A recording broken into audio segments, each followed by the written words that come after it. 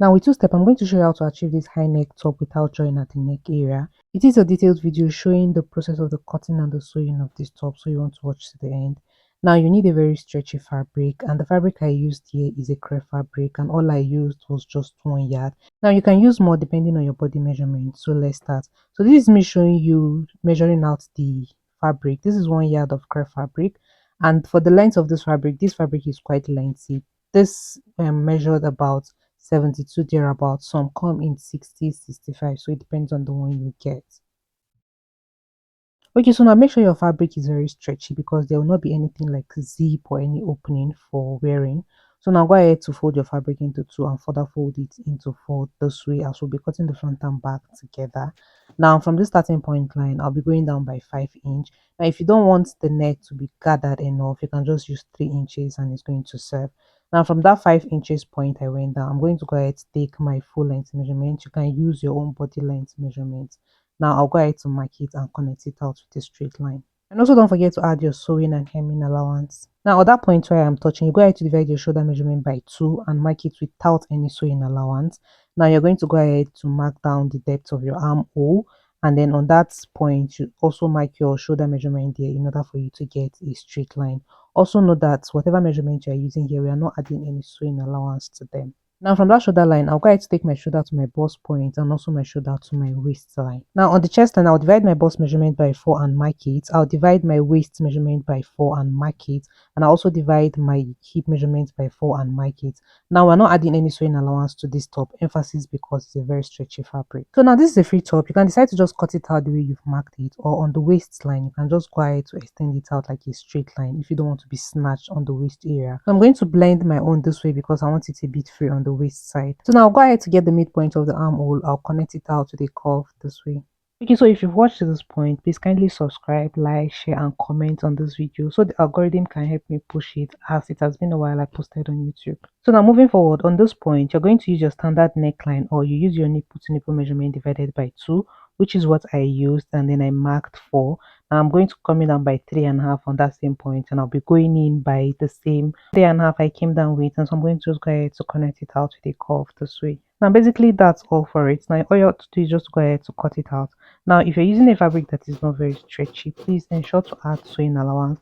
But if your fabric is as stretchy as the one I am using in this video, there is no need for you to add sewing allowance because you're still going to be having much excess even after joining it, because I experienced that while I was cutting and sewing this top. So I ensured I did not fast forward anything here. So just the way I'm cutting it out is the same way you're just going to go ahead to cut it out. You can also use pattern to achieve the same result. All you have to do is just to draft and transfer to fabric.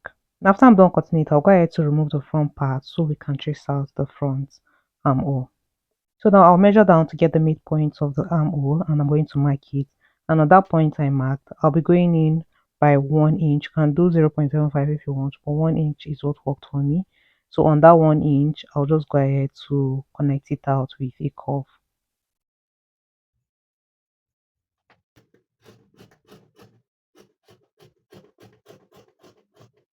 Okay, so at this point, I'm indicating the back part B so I can differentiate it. However, the armhole will be able to differentiate it. So now we'll move to cutting the sleeve. Now you can use any sleeve length of your choice. I went ahead to mark out my sleeve length, and I went down by 4 inches for my cap sleeve and connected it to a straight line this way, and put in my armhole measurement divided by 2, and I connected it with a curve upward and downward, just the way you're seeing in this video. Now from the starting point, I went down by 12 for my elbow measurement. I divided it by 2 marked, and also do the same thing for my wrist. Now I did not add any sewing allowance to this.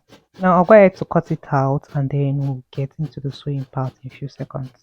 Okay, so now I'll go ahead to do the front tightening of the armhole. So I'm just going to be picking the 2 parts, and I'm just going to curve it out the way you're seeing in this video. Now this is just basically to give the sleeve a armhole tightening, just like the way we did on the top. However, this is optional. Now all I'm going to do is to go ahead to notch it and separate it out. Now on that part where we curved, you go ahead to notch it so you'll be able to indicate and differentiate the front from the back, and also make it easier for you to join when fixing it to the main bodies. Okay, so now quickly moving forward, we're going to be finishing this top in a few seconds, so you want to still watch to the end. Now right sides facing each other, I'm going to go ahead to join the neck area. Before then, this is me indicating that this is the armhole, so we're not joining the armhole for now. Okay, so I'll take it to my sewing machine and stitch this part and also stitch this part like so. Now after I'm done stitching it, I'll go ahead to notch that part that we stitched, notch it so it will be able to relax very well. And after you're done notching it, you go ahead to trim out any excess you have there. So now this is me turning it to the right side just to show you how it look, and this is me stretching it out to show you how stretchy the fabric is. So now after you're done with that part, now you can go ahead to shape your dress on both sides before attaching the sleeve, or better still, you join the sleeve first before shaping it out. Okay, that is what I'm going to be doing. I'll first of all take it to my sewing machine and I'll join the sleeve on both sides before I'll shape the top. Please don't forget to engage with this video so the algorithm can help me push it out more. Okay, so I'm done stitching the sleeve to the top and it's already coming together and it's already looking fine. Now the next thing I'm going to do is just to check the armhole to see if there is any excess. Now on this part I have a little bit of excess on this side, so all I'm going to do is just to go ahead to trim it out. If you encounter anything similar like that, it's all fine, just trim out any little excess you have. Now I'm going to take it to sewing machine and stitch it on both sides using 1 inch. Now regardless of not adding sewing allowance, I'm going to use 1 inch to stitch it and it will still fit. Now I'm done stitching it, I'll go ahead to trim out the excess that I have there.